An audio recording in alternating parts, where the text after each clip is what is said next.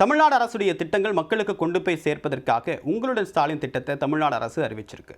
பல துறைகள் ஒரே இடத்தில் சேர்ந்து பணிபுரிவதன் காரணமாக மக்களுக்கு தேவையான திட்டங்களை விரைவாக நிறைவேற்றி தர முடியும் அப்படின்றது தான் இந்த திட்டத்துடைய அடிப்படை நோக்கமாக இருக்குது. குறிப்பாக வருவாய்த்துறையில் பட்டா மாறுதல் அப்படின்றது நீண்ட காலமாக மக்கள் சந்திக்கக்கூடிய ஒரு பிரச்சனை. இந்த முகாம்களில் நீங்கள் பட்டா மாறுதலுக்கோ பட்டா பெயர் மாற்றத்துக்கோ போனீங்க அப்படின்னா உடனடியாக உங்களுக்கான ஆவணங்கள் கிடைப்பதற்கான வாய்ப்பு இருக்குது, அல்லது குறிப்பிட்ட 45 நாட்களில் உங்களுக்கான ஆவணங்கள் கிடைப்பதற்கான வாய்ப்பும் இருக்குது. பட்டா மாறுதலுக்கு என்னென்ன ஆவணங்களை எடுத்துகிட்டு போகணும், பட்டா மாறுதல், பட்டா பெயர் மாற்றம், இந்த மாதிரியான சேவைகளுக்கு என்னென்ன ஆவணங்களை எடுத்துகிட்டு போகணும் அப்படின்றத பார்க்கலாம். முதல்ல உங்களுடைய ஆதார் அட்டை, ரெண்டாவது வாட்டர் பில் அல்லது உங்களுடைய ஓட்டர் ஐடி. இந்த 2 ஐடியில், அதாவது ஆதார் கம்பல்சரி, இந்த 2 ஐடி ஓட்டர் ஐடியோ அல்லது குடும்ப அட்டையோ அல்லது பாஸ்போர்ட்டோ இந்த மாதிரி ஏதாவது இருந்தால் நீங்கள் எடுத்துகிட்டு போகலாம்.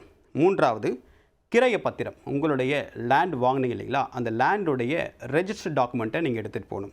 ஒருவேளை செட்டில்மெண்ட் இருக்குது இல்லை பார்ட்டிஷன் பண்ணணும் அப்படின்னா அந்த இடம் உங்களுக்கு எப்படி சொந்தமாகுது அப்படின்ற ஆவணத்தை, ரெஜிஸ்ட்ரேஷன் டாக்குமெண்ட்டை நீங்கள் எடுத்துகிட்டு போகணும். அதுக்கு அடுத்ததாக ஈசி எடுத்துகிட்டு போயிடுங்க. ஒரு 1975 நீங்கள் ஆன்லைன்லேயே ஈசி எடுத்துக்கலாம். அந்த ஈசி கண்டிப்பாக நீங்கள் அட்டாச் பண்ணணும். ஏன் அப்படின்னா இந்த சொத்தில் வேறு ஏதாவது வில்லங்கம் இருக்கா அப்படின்னு செக் பண்ணுறதுக்கு அந்த ஈசி வேணும் அப்படின்னு சொல்லியிருக்காங்க. ஒருவேளை அந்த சொத்து உங்களுடையது இல்லை, உங்களுடைய பெற்றோர்களுடையது, உங்களுடைய மூதாதையர்களுடையது அப்படின்னு சொன்னால் அவங்களுடைய டெத் சர்டிஃபிகேட் வேணும். அடுத்ததாக உங்களுக்கு எப்படி அந்த சொத்து சேருது அப்படின்றதுனால அதை உறுதி செய்யக்கூடிய விதமாக வாரிசு சர்டிஃபிகேட்டும் வேணும். அடுத்ததாக இதுக்கு நீங்கள் ஃபீஸ் கட்டுற மாதிரி இருக்கணும். ஒருவேளை அது உட்பிரிவு கட்டணம், சப்டிவிஷன் பண்ணுற மாதிரி இருந்தால் 400 ரூபாய் கட்டணம், கிராமப்புறமாக இருந்தால், ஒருவேளை நகர்ப்புறமாக இருந்தால் 500 ரூபாய் கட்டணம் அப்படின்னு சொல்லியிருக்காங்க.